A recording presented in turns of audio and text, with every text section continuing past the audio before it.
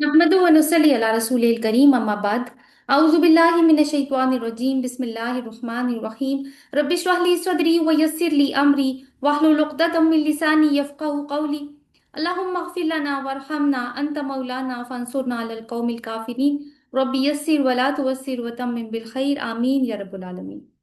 सूरतुल आराफ पिछले हफ्ते जो आयत हमने कवर की थी 54 से लेके 58 तक की थी। इन आयत का रीकैप देख लेते हैं। इन आयत में हमने इंसान के इस दुनिया में भेजे जाने से पहले कायनात की तख्लीक की कुछ तफसीलात को पढ़ा। ये आसमानों और ज़मीनों की तख्लीक 6 दिनों में हुई और इन दिनों की कैफियत क्या थी हमने कुछ जानने की कोशिश की। फिर अल्लाह ताला अपनी शान के लायक अर्श पर मुस्तवी हुए, जो इस बात की तरफ इशारा है कि इसने तख्लीक करके इस कायनात को ना तो ऑटो पायलट पर लगा दिया है और ना किसी और मखलूक को इसको चलाने पर मामूर किया है, बल्कि सारे अमूरे सल्तनत वो खुद अकेला सर अंजाम देता है। ये तकवीनी तौहीद और तशरीही तौहीद सिर्फ उसकी है जिसकी वजह से निज़ाम कायनात में ज़बरदस्त डिसिप्लिन एक तरफ है और मुख्तलिफ मज़ाहिर कुदरत के दरमियान परफेक्ट कोऑर्डिनेशन दूसरी तरफ। बेशक रात और दिन का फेर देख लो, सूरज चांद और सितारों के मामूलात देख लो, इतनी कुदरत रखने के बावजूद वो बरकत वाला रब है जिसकी शान अजमत खैर खैर में तसलसल इसकी कोई इंतहा नहीं। लिहाजा वो डिजर्व करता है कि तुम्हारा उम्मीदों का महवर, दुआओं का मरकज वही जात हो। तो इसको आजिज़ी से राजदाराना अंदाज में पुकारो।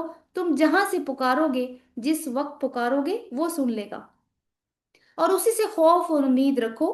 खल्क और अमर उसी के हाथ में है और अगर तुमने ये ना किया तो जमीन में फसाद बर्पा होगा जिसकी इजाजत वो किसी को नहीं देता।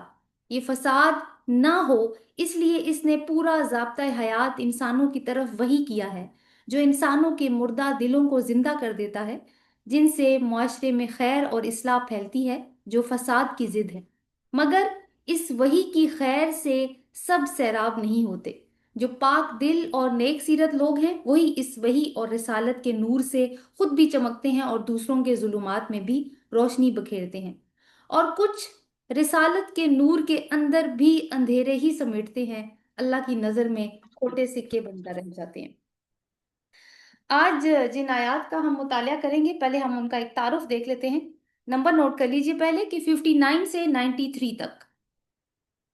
अभी तक हम आपने नोट किया होगा कि डिफरेंट एपिसोड्स हैं जो कि हम इंसानियत की कहानी में पढ़ रहे हैं। वो जो शुरू में बात गुजरी कि ये सूरत इंसानियत की कहानी है, हमने इंसानियत की तख्लीक के मराहिल देखे, फिर इसका इस दुनिया में आना, शैतान का चैलेंज और इंसान दुश्मनी, अल्लाह ताला का आदम अलैहिस्सलाम को नसीहत करना कि ज़मीन पे जाओ, अल्लाह की तरफ से हदायत आएगी वही की सूरत में, और वही वही इंसानों को शैतान से बचने में मददगार होगी और इंसान को उसके जमीन पर होने का मकसद भी समझाएगी, इसको खलीफा की जिम्मेदारी निभाने का सलीका भी देगी। फिर हमने एक लॉन्ग जंप लगाई और मक्का में पहुंचे, जहां आखिरी पैगंबर हजरत मोहम्मद सल्लल्लाहु अलैहि वसल्लम अहले मक्का को वही की तालीम दे रहे हैं। हमने देखा कि लोग दो ग्रोहों में मुनकसिम हैं, मानने वाले तैयब और ना मानने वाले खबीस, सिराते मुस्तकीम वाले और सिराते इबलीस वाले। बड़ा ही सख्त मुकाबला। मगर अब हम जरा तारीख में वापस जाते हैं, तख्लीक की कहानी और मक्का की कहानी के दरमियान वाला वक्त। तख्लीक की कहानी और मक्का की कहानी के दरमियान वाला वक्त, एक बहुत बड़ा दौर जो सदियों पर मुहित है। वहां क्या हो रहा है? क्या अल्लाह अपने वादे के मुताबिक जो उसने आदम अलैहिस्सलाम से किया था हदायत भेज रहा है? क्या इसके मुंतखब नुमाइंदे या रसूल उस हदायत को लोगों तक पहुंचा रहे हैं? लोगों का क्या रवैया है वही की तरफ? क्या तब भी दो ही सिस्टम्स थे, अल्लाह का और तागूत यानी शैतान का? क्या तब भी सख्त मुकाबला था, या खैर और शर की कशमकश उस वक्त भी चल रही थी? क्या ऐसा हो रहा था कि कौमों को एक मुद्दत मुद्दत अमल तक की मोहलत दी जा रही थी और फिर उनका अंजाम उनके सामने लाया जा रहा था? तो चलते हैं कुरान के साथ एक और सफर पर, एक तारीख का सफर। हजरत आदम अलैहिस्सलाम से तो मुलाकात हो गई थी, अब मिलते हैं आदम सानी हजरत नूह अलैहिस्सलाम से। इससे पहले कि हम आगाज करें,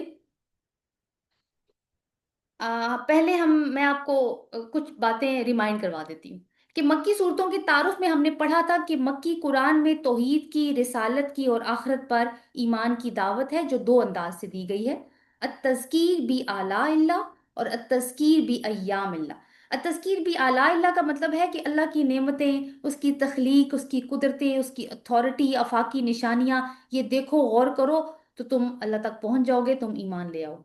دوسری ہے التذکیر بھی ایام اللہ، اللہ تعالیٰ کے بڑے بڑے دن، یعنی جیسے کہ ہم نے دیکھا آدم علیہ السلام کی تخلیق ہوئی، کائنات کی 6 دنوں میں تخلیق ہوئی، اسی طرح مختلف اقوام پر جو عذاب آئے اور ان سے عبرت حاصل کرنے پہ جو فوکس کیا جاتا ہے، وہ بھی التذکیر بھی بھی ایام اللہ کے ہیڈنگ کے اندر آتا ہے۔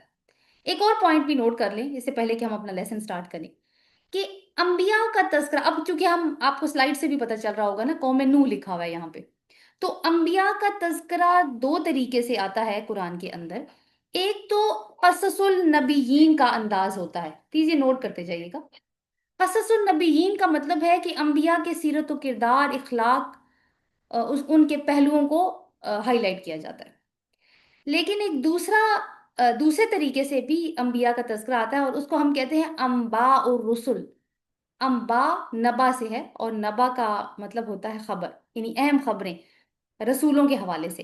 یہ کون سی خبریں ہیں کہ کس طریقے سے اللہ تعالیٰ نے کسی قوم پہ کوئی رسول بھیجا، اس نے کس طریقے سے دعوت دی، قوم کا کیا جواب آیا، حق و باطل کی کشمکش کس لیول پر چلی، کس طرح رسول نے اتمام حجت کیا، قوم نے تکذیب کی اور پھر ان کے اوپر عذاب آیا اور ان کی جڑ کاٹ دی گئی۔ تو یہ انباء الرسل کے کانٹیکس میں آتا ہے۔ تو ہم اب انباء الرسل کا آغاز کر رہے ہیں سورۃ الاعراف کی آیت نمبر 59 سے۔ تو سٹارٹ کرتے ہیں جی آیت نمبر 59، 8واں پارہ ہے ہمارا۔ اعوذ باللہ من الشیطان الرجیم، بسم اللہ الرحمن الرحیم۔ لقد ارسلنا نوحا الى قومه فقال یا قوم اعبدوا اللہ ما لکم من الہ غیرہ انی اخاف علیکم عذاب یوم عظیم۔ صدق اللہ العظیم۔ البتہ بے شک ہم نے نوح علیہ السلام کو اس کی قوم کی طرف بھیجا، تو اس نے کہا: اے میری قوم، اللہ کی عبادت کرو، تمہارے لیے اس کے علاوہ کوئی الہ نہیں ہے، بے شک میں ڈرتا ہوں تم پر ایک بڑے دن کے عذاب سے۔ یہ پوائنٹس ہم نوٹ کر کے رکھنے ہیں۔ تو سب سے پہلے ہم یہ دیکھیں گے کہ اللہ تعالیٰ نے کہا کہ میں نے قوم نوح، یعنی ایک قوم کی طرف میں نے نوح علیہ السلام کو بھیجا۔ یہ اللہ کی سنت ہے کہ اللہ تعالیٰ ہر قوم کی طرف رسول خود اسی کی قوم میں سے بھیجتا ہے۔ وہ جو رسول آتا ہے وہ ان سے مانوس ہوتا ہے، ان کی اپنی زبان میں بات کرتا ہے، اور جو پیغام الہی پہنچتا ہے اس رسول کی طرف وہ بھی اسی قوم کی زبان میں ہوتا ہے، تاکہ قوم کے لیے اس میسج کو سمجھنا آسان ہو جائے۔ مگر یہ سہولت بھی اسی وقت کام آتی ہے جب لوگوں کی فطرت بگڑی ہوئی نہ ہو، جبکہ بگڑی ہوئی فطرت کے لوگ اس بات کو عجیب سمجھتے ہیں کہ اللہ تعالیٰ نے انسان ہی رسول بھیج دیا، اور یہ بھی کہ کیا عربی میں ہی قرآن آ گیا، جیسے کہ اہل مکہ کیا کرتے تھے۔ اب آپ خود سوچیں نا کہ ابو جہل سے زیادہ عربی زبان کو جاننے والا کون ہوگا، لیکن انکار ہی کیا اس نے۔ تو بہرحال پوائنٹ یہ ہے کہ رسول جو ہے وہ اس کی اپنی قوم میں سے آتا ہے، اور انہی کی زبان میں ہی کتاب نازل ہوتی ہے۔ فقال یا قوم اعبدوا اللہ، اب ہم یہ دیکھتے ہیں کہ نوح علیہ السلام کی دعوت کے بنیادی نکات کیا ہیں۔ فقال یا قوم اعبدوا اللہ ما لکم من الہ غیری، تو اس نے کہا ہے میری قوم اللہ کی عبادت کرو، تمہارے لیے اس کے علاوہ کوئی الہ نہیں ہے۔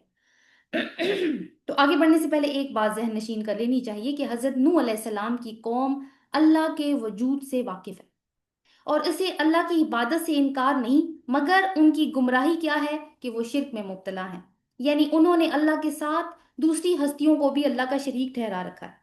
اس بنیادی خرابی سے یعنی شرک سے زمین میں فساد رونما ہو چکا تھا، اور نوح علیہ السلام کی قوم سے ہی اس دنیا میں شرک کا آغاز ہوا، اس سے پہلے شرک نہیں تھا اس دنیا میں۔ یہ پوائنٹ بھی نوٹ کر لیجیے۔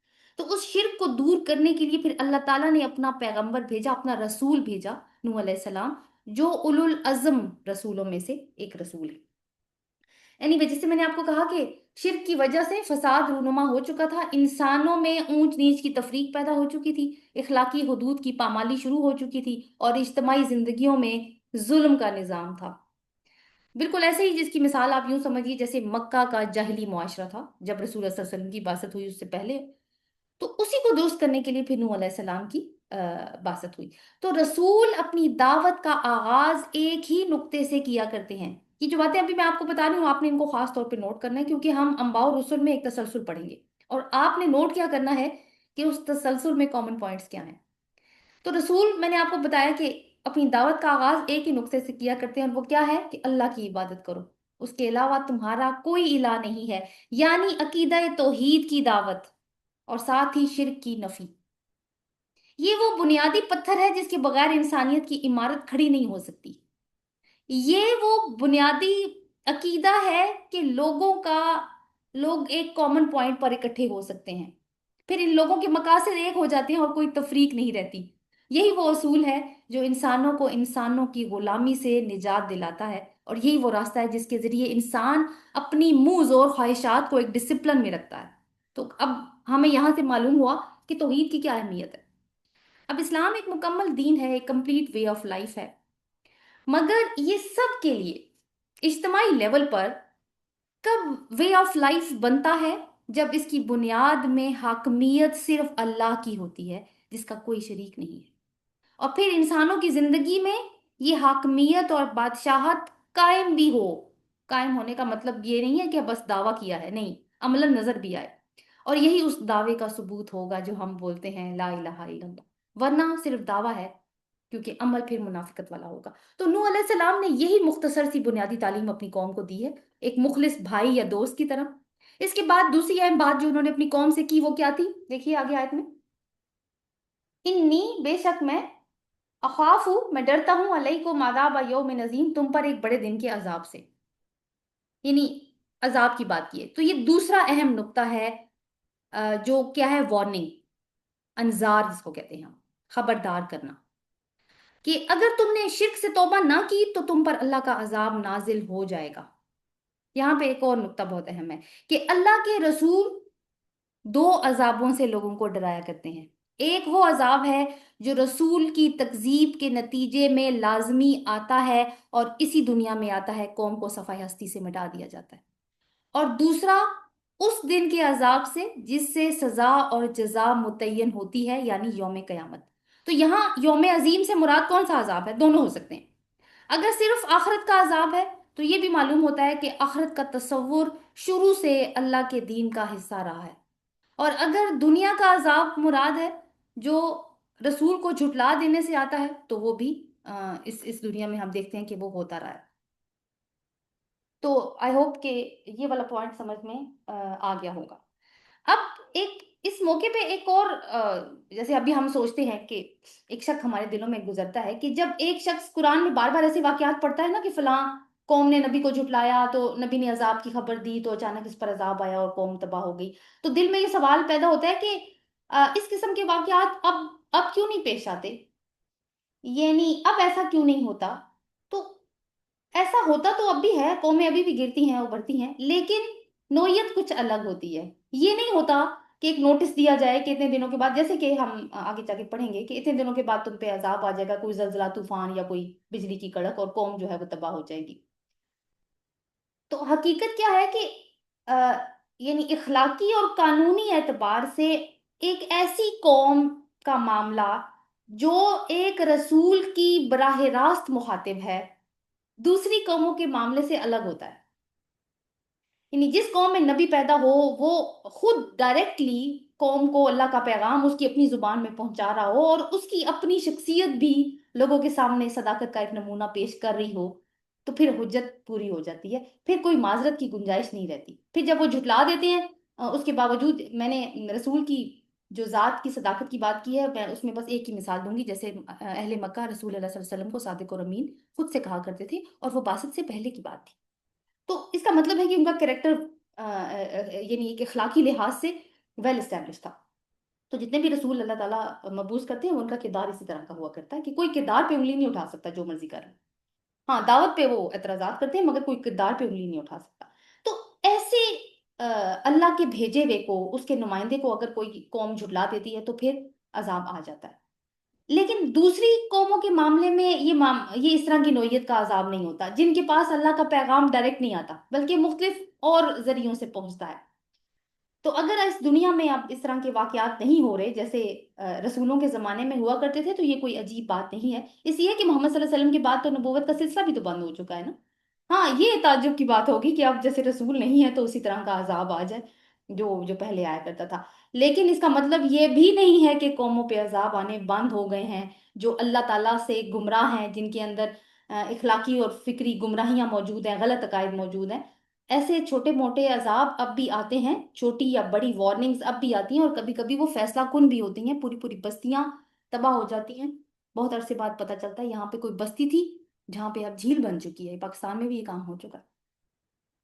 تو یہ چیزیں چل رہی ہیں، لیکن اب کوئی ایسا نہیں ہے جو کہ یہ بتائے کہ یہ عذاب جو ہے نا یہ یعنی ان کے مانوی حقیقت کی طرف لوگوں کی توجہ مبذول کروائے. اب کیا ہوتا ہے، اس کے بالکل کانٹریری کام ہو رہا ہوتا ہے کہ اب کیونکہ ہمارے پاس سائنسدان موجود ہیں، ہمارے پاس تاریخ دان موجود ہیں، فلاسفرز ہیں، تو وہ ان سارے واقعات کی توجہ جو ہے وہ یا تو فزیکل لاس کی طرف لے کر جاتے ہیں یا تاریخی کوئی سبب بتا کے لوگوں کو اس بھلاوے میں ڈالتے ہیں کہ دیکھو یہ ہوتا رہتا ہے. اب جیسے کلائمیٹ چینج آ رہا ہے یا گلوبل وارمنگ ہو رہی ہے یا یہ سارا کچھ ہو رہا ہے. تو اس کی وجہ سے لوگوں کو، کیونکہ عام لوگ تو سوچتے نہیں، تو ان کو ان کی توجہ کیونکہ اس طرف نہیں مبذول کروائی جاتی، تو ان کو سمجھنے کا موقع نہیں ملتا کہ اچھا یہ ہمیں اس اینگل سے بھی سوچنا ہے. تو پھر کیا ہوتا ہے کہ وہ آنکھیں بند کیے رہتے ہیں ان وارننگز کے، وارننگز پر بھی جو کہ اللہ تعالیٰ بھیج رہا ہوتا ہے. تو یہ ایک چھوٹا سا پوائنٹ، ایک کوشچن ارائز ہو سکتا تھا، تو اس لیے اس کو ایڈریس کر لیا گیا ہے. بہرحال آگے چلتے ہیں، آیت نمبر 60 دیکھیے. تو یہ تو نوح علیہ السلام کی دعوت کے دو پوائنٹس تھے جو ابھی ہم نے پڑھے کہ ایک اللہ کی عبادت کرو اور آخرت کا خوف کروایا انہوں نے.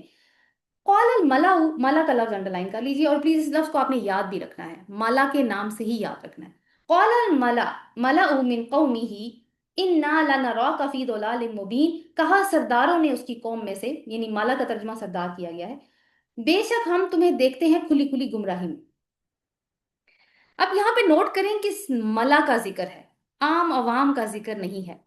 ملا کسی بھی قوم کی اشرافیہ ہوتی ہے، اور یہ کردار آج پہلے بھی موجود تھا، آج بھی موجود ہے، آگے بھی یہ کردار موجود رہے گا. یہ کسی قوم کی کے سیاسی اور مذہبی رہنما ہوتے ہیں، اقتصادی ماہرین ہوتے ہیں، قانون دان ہوتے ہیں، ججز ہوتے ہیں، تعلیم دان ہوتے ہیں، اور بھی جو ملک اور قوم کی باغ دوڑ جن کے ہاتھ میں ہوتی ہے اصلا. یعنی ایلیٹ کلاس جو اپنی قوم کے لیے کچھ قوانین بناتی ہے اپنی ذہنی سوچ، اپنی ذہنی استعداد کے مطابق، اور عام طور پر وہ اپنے ہی اس میں دنیا کے فائدے اور اغراض کو سامنے رکھتے ہیں ان قوانین کو بناتے ہوئے. یہ کبھی بھی نہیں چاہتے کہ ان کا بنایا ہوا نظام ٹوٹے جس سے یہ اتنے عرصے سے فائدے اٹھا رہے ہیں. لہٰذا سب سے پہلے ایک سچے داعی حق کے سامنے یہ دیوار بن کے کھڑے ہو جاتے ہیں. یہ کوئی پبلک سٹیٹمنٹ ایسی دے دیتے ہیں کہ لوگ کیونکہ ان کو فالو بھی کرتے ہیں تو اس طرح کی رائے دے دیتے ہیں کہ لوگوں کا ایک مائنڈ بنانا شروع کر دیتے ہیں کہ ہم یہ لوگ ٹھیک کہہ رہے ہوں گے، ہم ویسے ہی کسی اور کی بات سن کے اپنا وقت ضائع کر رہے ہیں. لیکن ایک بات یاد رکھنے کی ہے کہ دیوار یہ اسی کے آگے کھڑی کرتے ہیں جو کہ ان کے نظام کو چیلنج کرتا ہے. ورنہ ہماری عبادتوں سے تو دجال کو بھی کوئی فرق نہیں پڑنے والا.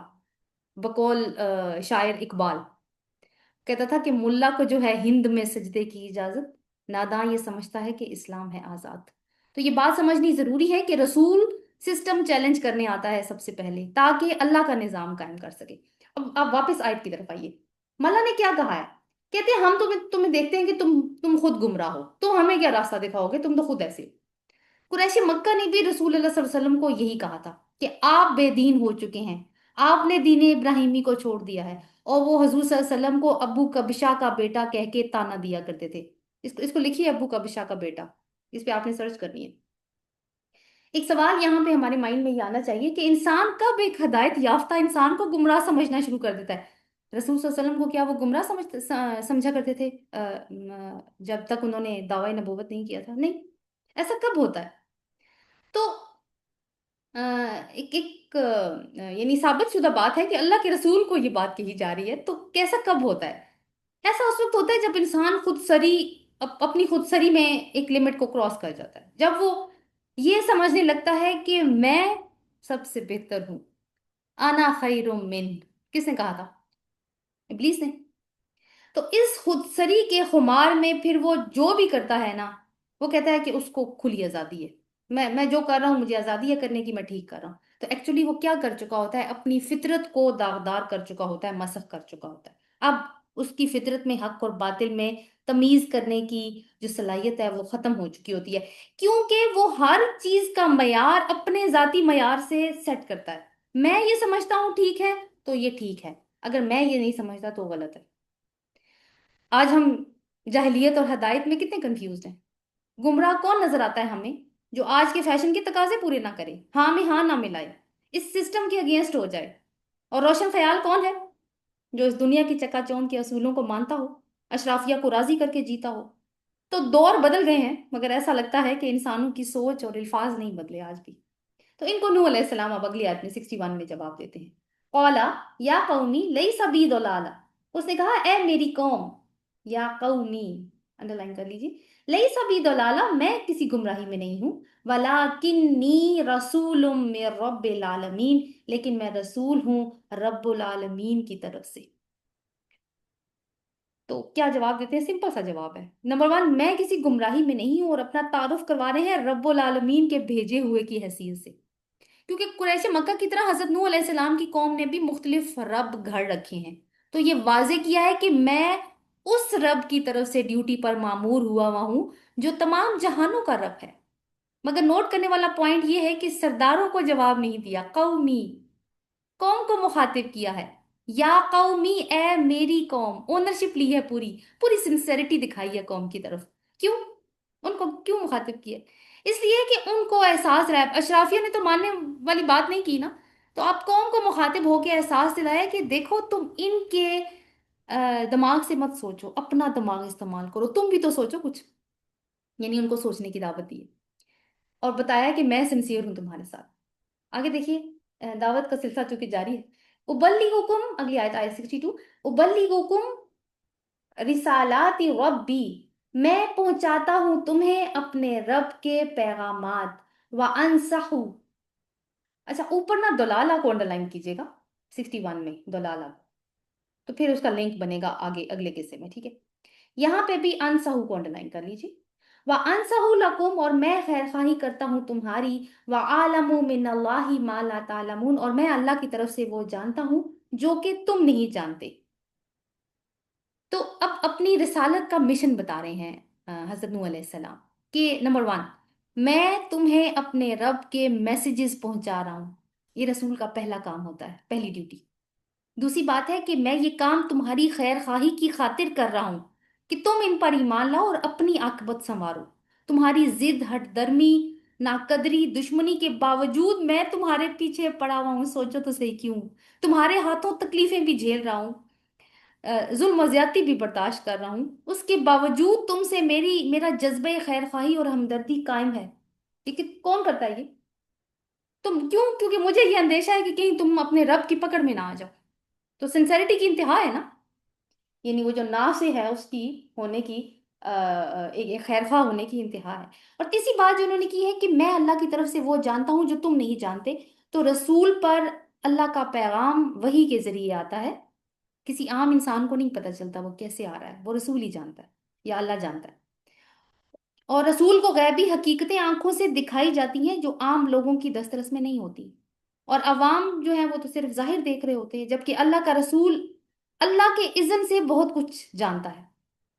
تو یہاں پہ عوام کو عذاب سے آ، وہ اس عذاب کی طرف بھی اشارہ کیا گیا ہے کہ میں تمہیں اس سے ڈرا رہا ہوں، لیکن ہوتا کیا ہے کہ عوام یہ جو عذاب کی دھمکیاں ہوتی ہیں نا، سوری جو انذار ہوتا ہے، یا کہہ لیں کہ خبردار کرنا ہوتا ہے یا ڈراوا ہوتا ہے، اس کو صرف دھمکی ہی سمجھتی ہے، اسی لیے کام نہیں بنتا آگے۔ آگے 69 دیکھیے، اوا اجبتم ان جاءکم ذکر من ربکم علی رجل منکم لینذرکم، کیا تمہیں تعجب ہوا اس بات پر کہ تمہارے پاس تمہارے رب کی طرف سے ایک نصیحت آئی ہے ایک شخص پر جو تمہیں میں سے ہے، تاکہ وہ تمہیں خبردار کرے؟ تو پہلے اس کو دیکھ لیتے ہیں، اتنی آیت کے حصے کو، کہ کیا میری بات مان لینے میں جو چیز تمہاری رکاوٹ بن رہی ہے تمہارے لیے، وہ یہ ہے کہ اللہ نے ایک شخص، ایک انسان جو تم ہی جیسا ہے، اس پر اپنی ہدایت اتار دی۔ اور یہ اعتراض بہت ساری قوموں کو تھا، اہل مکہ کو بھی یہ اعتراض تھا، سورۃ نام میں ہم پڑھ کے آئے ہیں نا، یہ رسول انسان کیوں ہے، یہ فرشتہ کیوں نہیں ہے، یا اس کے ساتھ فرشتہ کیوں نہیں اترا؟ تو اس کا جواب اللہ تعالیٰ نے کیا دیا تھا کہ فرشتہ اگر رسول ہوتا تو وہ کوئی بات کہتا تمہیں کرنے کے لیے، تو لوگ کیا کہتے؟ بھئی آپ تو فرشتے ہیں، بھوک پیاس دوسرے بشری تقاضے تو آپ کے ساتھ ہیں نہیں، تو آپ تو جو کہتے ہیں وہ کر سکتے ہوں گے، ہم تو آپ جیسے نہیں ہیں۔ تو اس لیے اللہ تعالیٰ انسانوں کو رسول بنا کے بھیجتا ہے تاکہ وہ لوگوں کے لیے ایک رول ماڈل بن سکے۔ آگے فرمایا کہ وہ تمہیں خبردار کر رہا ہے تاکہ، یعنی وہ جو شخص اترا ہے یعنی رسول، وہ تمہارے لیے کیوں آئے؟ لِیُنذِرَکُم، تاکہ تو وہ تمہیں خبردار کرے، اور تمہیں خبردار کرے گا، تم مطلب دل میں خوف رکھو گے تو تم اللہ کا تقوی اختیار کرو گے، اور تقوی اختیار کیا تو پھر کیا ہوگا کہ تمہارا کام بھی آسان ہو جائے گا۔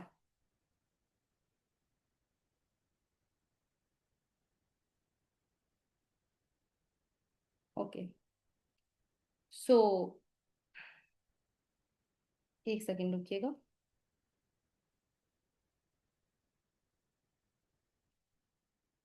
جی، تو اب یہاں پہ کیا ہے کہ یعنی رسول کے جو ڈرانے کا مقصد ہے وہ کیا ہے کہ لوگوں کے اندر اللہ تعالیٰ کی خشیت کو پیدا کرے، ٹھیک ہے؟ اور خشیت پیدا ہوگی تو کیا ہوگا کہ وہ اللہ تعالیٰ کی رحمت جو ہے اس کو ڈیزرو کریں گے اس کے بعد۔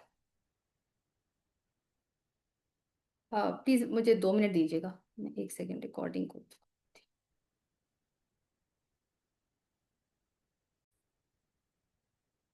السلام علیکم ورحمۃ اللہ وبرکاتہ۔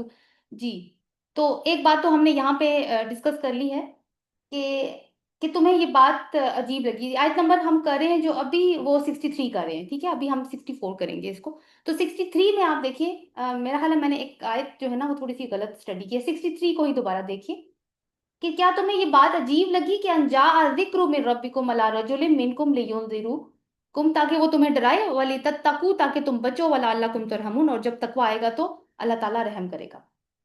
اب اگلی آیت دیکھیے 64 کو۔ فَكَذَّبُوهُ، تو انہوں نے کیا کیا؟ قوم کا رسپانس آ گیا فائنلی، فَكَذَّبُوهُ، تو انہوں نے جھٹلا دیا اسے، فَأَنجَيْنَاهُ، تو ہم نے اسے نجات دی، وَالَّذِينَ، اور انہیں جو معه اس کے ساتھ تھے، فی فلک کی کشتی میں، وَأَغْرَقْنَا، اور غرق کر دیا ہم نے، الَّذِينَ، ان کو جنہوں نے کذبوا جھٹلایا، بھی آیاتنا، ہماری آیات کو، انہم کانوا قوما امین، بے شک کہ وہ اندھے لوگ تھے۔ اب یہاں پہ نا آپ نے دیکھا کہ اس قصے میں بہت زیادہ ڈیٹیل ہمیں نظر نہیں آ رہی، تو کیونکہ جس کانٹیکس میں جو جو کام چل رہا ہے نا، جس طرح سے رسول اللہ صلی اللہ علیہ وسلم کی دعوت چل رہی ہے مکہ کے اندر، اور جو رسپانس آ رہا ہے، یہ واقعہ جو ہے، جو نوح علیہ السلام کا قصہ یہاں بیان ہوا ہے، یہ اسی کے ارد گرد گھومتا ہے، اسی کانٹیکس کے آس پاس گھومتا ہے۔ سو اب ہوا کیا کہ جب قوم نے پیغمبر کو جھٹلا دیا اور ایمان نہیں لائی، تو پھر وہی بات ہو کر رہی جس کا اندیشہ حضرت نوح علیہ السلام نے ظاہر کیا تھا کہ وہ بڑے دن کے عذاب سے ڈرتا ہوں، تو عذاب الہی آ گیا، اور وہ ایک طوفانی سیلاب کی شکل میں تھا۔ تو نوح علیہ السلام کی طویل جد و جہد کے بعد بھی جب قوم اپنی اصلاح پہ آمادہ نہیں ہوئی، تو نوح علیہ السلام نے اللہ کے حکم سے کشتی بنائی، اس پر خود اور اہل ایمان ساتھی سوار ہوئے، اور اللہ تعالیٰ نے ان کو بچا لیا۔ عذاب کس پر آیا؟ صرف جھٹلانے والوں کے لیے آیا۔ اور یہ اللہ کی سنت رہی ہے کہ اگر کوئی قوم رسول کی تکذیب کرے جبکہ رسول کے ذریعے اتمام حجت ہو چکا ہو، تو پھر عذاب آ جاتا ہے اور قوم کی جڑ کاٹ دی جاتی ہے۔ کیا قصور بتایا گیا ہے ان کا؟ اللہ تعالیٰ کی آیات کو جھٹلانا۔ اور یہ جو آگے بتایا نا، انہو کانوا قوما امین، کہ بے شک وہ لوگ اندھے تھے، یہ جو امین ہے، یہ یون، امین یا امون کہیں، یہ یون کی جمع ہے، تو یہ لفظ آنکھ کے اندھے کے لیے بھی آتا ہے، عقل اور دل کے اندھے کے لیے بھی آتا ہے۔ یہاں عقل اور دل کے اندھوں کے لیے آیا ہے، اسی وجہ سے عذاب آیا کہ رسول کے اتمام حجت کے باوجود ان لوگوں نے غور نہیں کیا اور اپنی آنکھیں نہیں کھولی۔ تو یہاں تک تو ویسے یہ قصہ مکمل ہو گیا، لیکن ہم کچھ فیکٹس اس کے دیکھ لیتے ہیں کہ یہ جو معاملہ حضرت نوح علیہ السلام اور ان کی قوم کے درمیان میں پیش آیا، بالکل ایسا ہی معاملہ مکے میں محمد صلی اللہ علیہ وسلم اور آپ کی جو قوم ہے اس کے درمیان میں پیش آ رہا تھا جبکہ یہ آیات نازل ہو رہی تھی۔ جو پیغام نوح علیہ السلام کا تھا وہی پیغام حضرت محمد صلی اللہ علیہ وسلم کا تھا۔ جو شکوک و شبہات اہل مکہ کے ملا حضرت محمد صلی اللہ علیہ وسلم کی رسالت میں ظاہر کر رہے تھے، وہی شکوک و شبہات ہزاروں سال پہلے حضرت نوح علیہ السلام کی قوم کے جو سردار ہیں وہ بھی ظاہر کر چکے تھے۔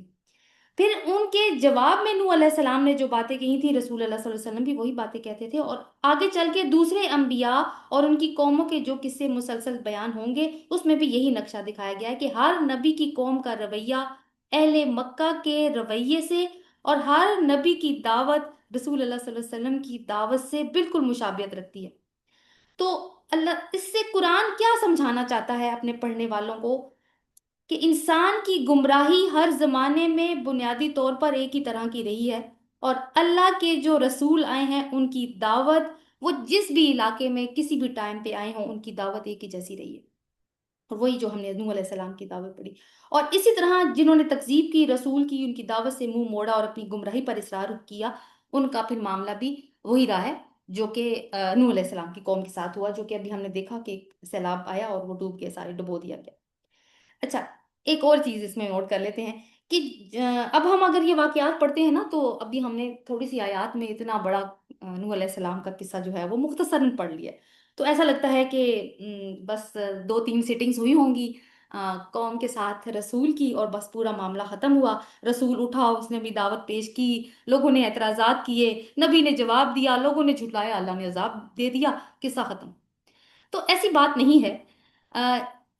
جن واقعات کو یہاں پہ سمیٹ کے کچھ آیات میں بیان کیا گیا ہے وہ بہت طویل عرصے میں پیش آئے ہیں، لیکن یہ قرآن کا مخصوص بیان ہے۔ آپ خود سوچئے کہ اگر ایک ایک دن کی دعوت کو ریکارڈ کیا جائے تو پھر کتنا بڑا ڈاکیومنٹ بنے گا۔ تو قرآن جو قصہ بتاتا ہے نا، وہ کوئی انٹرٹینمنٹ کی خاطر نہیں بتاتا، بلکہ سبق آموزی کے لیے وہ قصہ آتا ہے۔ اس لیے ہر جگہ پہ تاریخی واقعات کے بیان میں قصے کے صرف اسی پہلو کو اجاگر کیا جاتا ہے جو کہ کانٹیکس سے میچ کرتا ہے، باقی تفصیلات کو نظر انداز کر لیا جاتا ہے۔ فار ایگزامپل اسی قصے کو دیکھ لیں، قصہ نوح کو جو ابھی ہم نے پڑھا، یہاں اس کے بنیاد، اس کے بیان کا مقصد کیا ہے، کیوں بتایا جا رہا ہے کہ پیغمبر کی دعوت کو جھٹلانے کا کیا انجام ہوتا ہے۔ لہٰذا اس مقام پر یہ ظاہر کرنے کی ضرورت نہیں تھی کہ انہوں نے کتنی طویل مدت تک قوم کو دعوت دی اور قوم نے پھر ڈیٹیل میں کیا ان کو رسپانس کیا۔ جہاں پہ رسول اللہ صلی اللہ علیہ وسلم کو اور ان کے ساتھیوں کو صبر کی تلقین کی جائے گی نا، آگے جا کے ہم پڑھیں گے، وہاں پہ پھر یہ بھی بتایا جائے گا کہ آپ نے کتنا عرصہ دعوت کی، تاکہ ان جو جو نوح علیہ السلام کا صبر ہے وہ رسول اللہ صلی اللہ علیہ وسلم اور ان کے ساتھیوں کے لیے ایک رول ماڈل بن جائیں اور وہ اپنی ہمت برقرار رکھیں۔ تو یہاں پہ یہ قصہ تو ختم ہو گیا، آگے دیکھتے ہیں کہ ایک اور قصہ سٹارٹ ہو رہا ہے، اور وہ کس کا ہے؟ یہ ہے جی قوم عاد، آیت نمبر 65 سے۔ وَإِلَىٰ عَادٍ أَخَاهُمْ هُودًا، اور طرف عاد کے ان کے بھائی ہود کو بھیجا۔ یہاں سے ہمیں کیا انفارمیشن مل رہی ہے کہ ایک قوم ہے اس کا نام عاد ہے، اور ان کے اوپر جو رسول بھیجے گئے ہیں ان کا نام حضرت ہود علیہ السلام ہے۔ قال یا قوم اعبدوا اللہ ما لکم من الہ غیرہ، اس نے کہا اے میری قوم، اللہ کی عبادت کرو، تمہارے لیے اس کے علاوہ کوئی الہ نہیں ہے، افلا تتقون، کیا بھلا تم ڈرتے نہیں ہو؟ تو یہ جو آیات چلیں گی یہ 65 سے 72 تک چلیں گی۔ تو اب ہم انباء الرسل کی اگلی خبر کی طرف آ رہے ہیں، ٹھیک ہے؟ اور یہ جو ابھی قصے بیان ہو رہے ہیں یہ تاریخی جو ترتیب ہے نا، اسی اس کو کہتے ہیں کرونولوجیکل آرڈر، یہ اسی سے بیان ہو رہے ہیں کہ پہلے نوح علیہ السلام آئے، پھر اس کے نوح علیہ السلام کی جو قوم تھی اس قوم کو ہٹایا گیا، تو پھر قوم عاد آئی۔ اب قوم عاد کے بارے میں تھوڑا سا، ایک تو میں نے آپ کو ایک نقشہ بھیجا تھا، آئی ہوپ کہ آپ نے وہ نقشہ دیکھا ہوگا، آ، بلکہ اس نقشے کو نا میں یہاں پہ آپ کے سامنے اوپن بھی کر دیتی ہوں، اگر آپ زوم پہ ہیں تو اس کو دیکھ سکتے ہیں۔